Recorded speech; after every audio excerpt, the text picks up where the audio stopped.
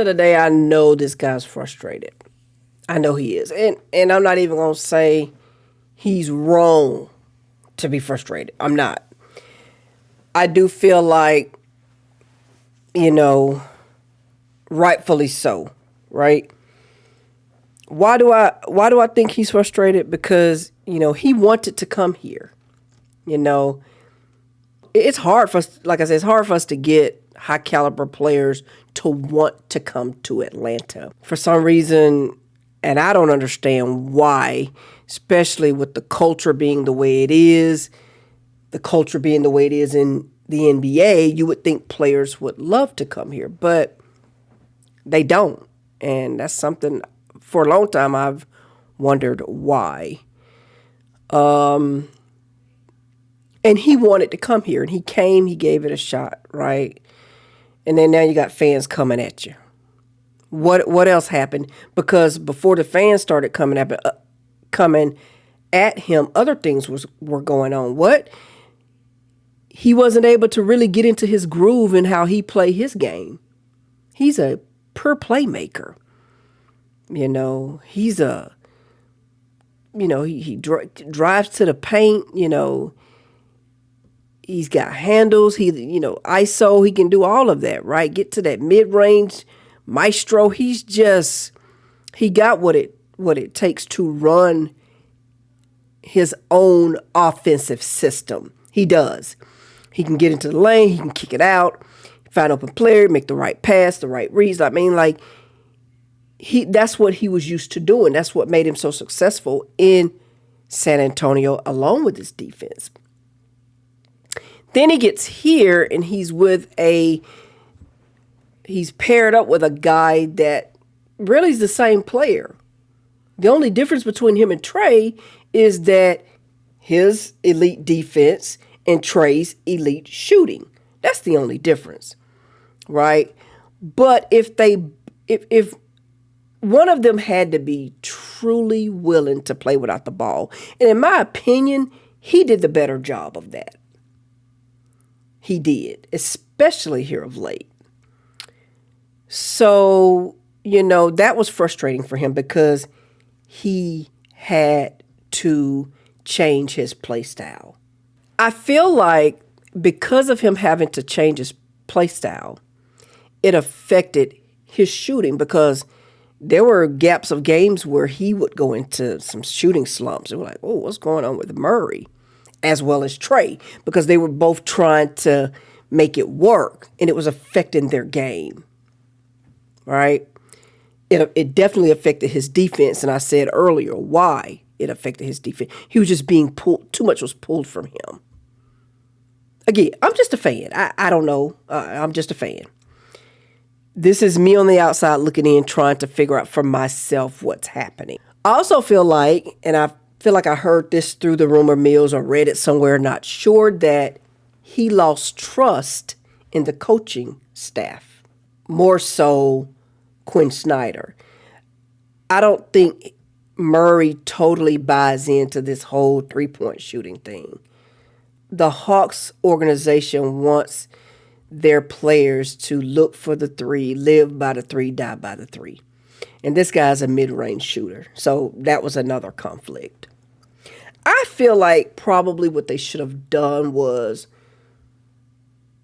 when he did, like when Trey sat down, or if the play was called for Murray, Murray was the one bringing it down, he was going to be the one running that play.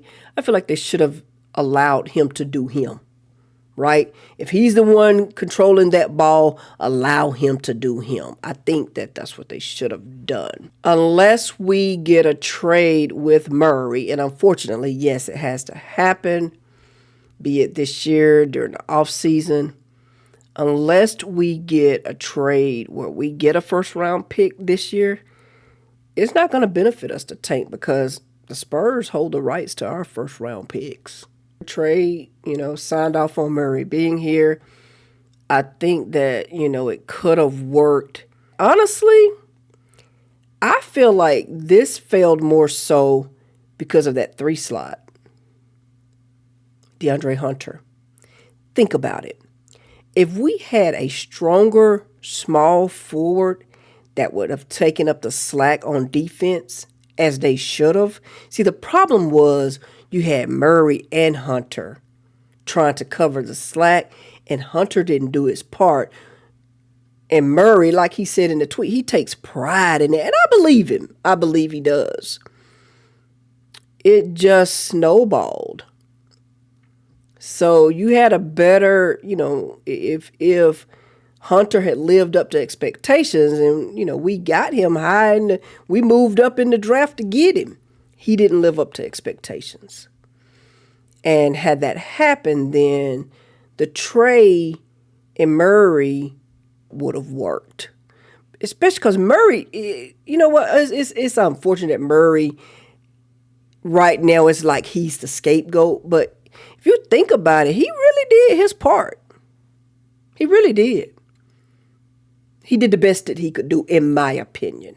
I don't want to lose him to nothing. If we trade him to the Lakers, we don't need D. Russ. We'll be in the same boat. Unless, whoever we trade him to can give us a first-round pick. If they got a first-round pick, I don't think the Lakers have any.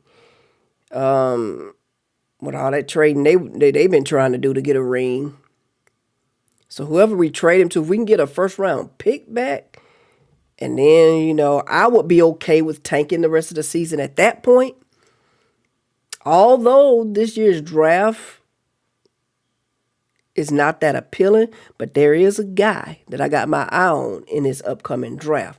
He's projected to be number 3. That's a hint. Another hint, he's got a brother in the league, Cody Williams. I think this guy would help us out. Problem is, Quinn Snyder don't like to play the young guys. So at what point would he help us?